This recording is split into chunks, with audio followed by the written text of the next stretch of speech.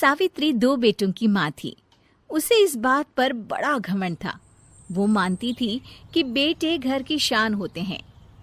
ये ले सावित्री, मिठाई खा, मेरे यहाँ पोती पैदा हुई है। ये सुनते ही सावित्री मुंह बना के कहती है, अरे तू तो लुट गई, बर्बाद हो गई, तेरे यहाँ लड़की पैदा हो गई। अरे तू ऐसा क्यों कह रही है? मैं तो बहुत खुश हूँ। अरे जब तेरी पोती के पीछे तुझे खर्चे पर खर्चे करने पड़ेंगे ना, तब ये तेरी सारी खुशी गम में बदल जाएगी। पहले लड़की की पढ़ाई लिखाई का खर्चा, फिर उसकी शादी का खर्चा। अरे आजकल की शादियाँ कितनी महंगी हो गई है। गहने बनाओ, लाखों रुपए पानी की तरह बह जाते हैं। लड़कियाँ तो सिर्फ खर्चा करवाने के लिए ही पैदा होती हैं। इस तरह लड़कियों के प्रति अपने विचार व्यक्त करते हुए सावित्री ममता को लंबा चौड़ा भाषण देके चली जाती है। अब तो आप लोग इस कहानी में सावित्री देवी का पात्र अच्छी तरह समझ ही गए होंगे। कुछ समय बाद सावित्री की बड़ी बहू भी एक लड़की को जन्म देती है। फिर क्या था, सावित्री पूरा आसमान सर पर उठा लेती है। हे भगवान, ये तू मुझसे किस जन्म का बदला ले रहा है? अरे मैं तो मंदिर में रोज आकर तुझसे कहती तो थी कि मुझे एक पोता चाहिए, और तूने मुझे पोती दे दी। इतनी मिठाइयाँ और प्रसाद चढ़ाने का क्या फायदा हुआ? तभी सावित्री की बहू निशा कहती है, क्या माँ जी, आप भी इतनी सी बात पर नाराज हो गई हैं? देखिए तो आपकी पोती कितनी सुंदर है, बिल्कुल आप पर गई है।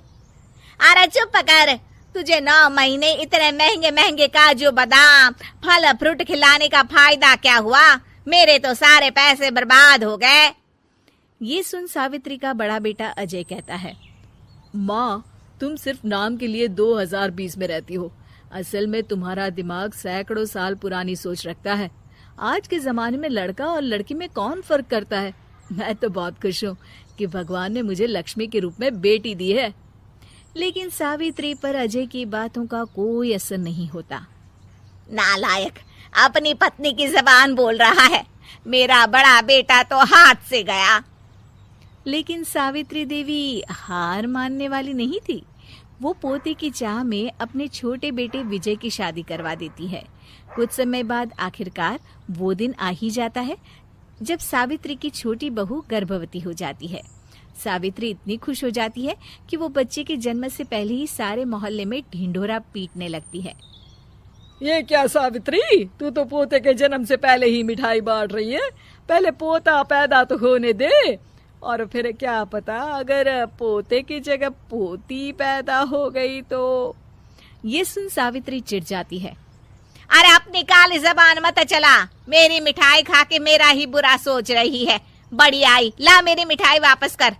देख लेना, इस बार मेरे यहाँ पोता पैदा होगा, पोता। लेकिन ठीक इसका उल्टा होता है। सावित्री की छोटी बहू भी एक लड़की को जन्म देती है। सावित्री फिर से रोना धोना शुरू कर देती है और अपनी छोटी बहू को कोसते हुए भला बुरा कहने लगती है। देखते ही देखते ये सावित्री की रोज की आदत हो जाती है। एक दिन उसकी इस आदत से परेशान होकर विजय अपने भाई अजय से कहता है, भैया, माँ खुद एक औरत होकर हमारी बेटियों को पसंद नहीं करती, उल्टा उन्हें रोज कोसती रहती है। मुझे माँ की यह आदत बिल्कुल पसंद नहीं आती। अरे तू ठीक कहता है, मैं भी अब माँ से तंग आ गया हूँ। अच्छा, तो अब तुम दोनों इस तरह पीठ पीछे मेरी बुराई भी करने लग गए हो? नहीं माँ, हम चाहते हैं कि घर में शांति बनी रहे। हमें हमारी बेटियाँ बहुत प्यारी है। मैं नहीं चाहता कि वह तुम्हारे ताने सुन सुन कर बड़ी हो, और इसीलिए हम दोनों ये घर छोड़कर चले जाएंगे। हाँ माँ, मैं भैया की बात से सहमत हूँ। जब तुम इस घर में अकेली रहोगी तब तुम्हें अपनों की कीमत का एहसास होगा। अपने दोनों बेटों के मुंह से अपनी माँ के लिए इतने कठोर शब्द सुन सावित्री भावुक और रुआंसी होकर कहती है, क्या सच में तुम दोनों मुझे इस घर में अकेली छोड़कर चले जाओगे? हाँ माँ। हाँ माँ, अब पानी सर के ऊपर जा चुका है। मैं तुम दोनों के बिना नहीं रह सकती। अपनी सास के आंसू देख अजय और विजय की पत्नी अपने पतियों से लड़ पड़ती है। अरे जिसे जाना है वो जाए, मैं माँ जी को छोड़कर कहीं नहीं जाने वाली। भाभी, आप ये क्या कह रही हैं? वही जो तुम सुन रहे हो, दीदी बिल्कुल सही कह रही है। हम बेटियों के संस्कार हमें सिखाते हैं कि सास माँ समान नहीं बल्कि माँ ही होती है और उस माँ की जिंदगी भर सेवा की जाती है। बेटे अपना फर्ज भूल सकते हैं, लेकिन बेटियां नहीं। आप दोनों शौक से जा सकते हैं। माँ जी, हम दोनों के रहते आपको किसी बात की फिक्र करने की जरूरत नहीं। फिर क्या था, सावित्री के ऊपर छाए बेटों के घमंड के बादल उसकी बेटी स्वरूप बहुओं के तेज के आगे आंसू के रूप में परिवर्तित होकर सावित्री की आंखों से बहने लगते हैं और वो उन दोनों को गले लगा लेती है। मैं जिंदगी भर बेटियों को कोसती रही, लेकिन आज तुम दोनों को देख मुझे समझ आ गया कि बड़े अभागे होते हैं वो लोग जिनके घर बेटियां नहीं होती।